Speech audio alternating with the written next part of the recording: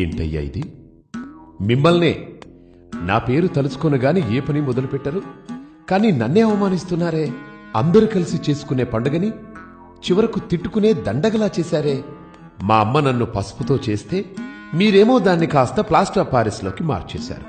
నాకేం రంగులు కావాలని అడిగానా? మట్టితో చేస్తే వరాలివ్వనన్నానా? వేదాలలో నన్ను బ్రొటనవేలంత చేస్తే చాలని చెబితే మీరేమో మీ చిత్తం వచ్చినట్టు నా ఎత్తు పెంచేస్తున్నారు. నాకు నాతోటే పోటీ పెడతారా?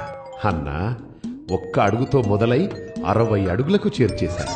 ఒకరిని చూసి ఒకరలా నా ఎత్తు పెంచేస్తుంటే దాన్ని భక్తనుకోవాలా లేక వేలం వెర్రనుకోవాలా?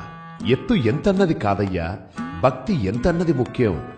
పోనీ సంవత్సరానికోసారైనా మీరు పిలిచారు కదా అని నేనొస్తే ఒక వేద పారాయణం లేదు, ఒక మంచి సంగీతం లేదు, వెకిలి పాటలు, వెర్రి డాన్సులు. అది నా పెద్ద చెవులే హోరెత్తిపోయేలా.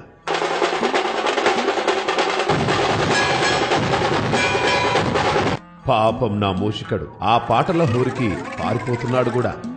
ఇక చుట్టుపక్కల జనాలైతే రోజు అష్టోత్తరం సంగతి ఎలా ఉన్నా మీ గోలకి తిట్టదండకం చదువుతున్నారు. అవును, నాకు లడ్డూలిష్టమని ఎవరయ్యా చెప్పారు? నేను ఉండ్రాళ్ళకి బ్రాండ్ అంబాసిడర్ని కదా. మరి ఆ లడ్డూలేంటి, వాటి సైజులేంటి, పైగా ఆ వేలం పాటలేంటి?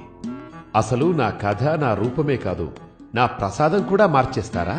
ఆ విష్ణుమూర్తికి 10 అవతారాలే, కానీ నాకెన్ని పెట్టారు?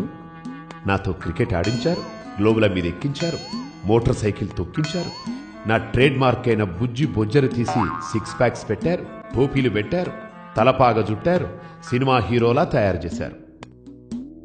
ఆ పరమశివుడు ఒక్కసారి రూపం మారిస్తే మీరు ప్రతి ఏడు నా రూపం మారుస్తున్నారు.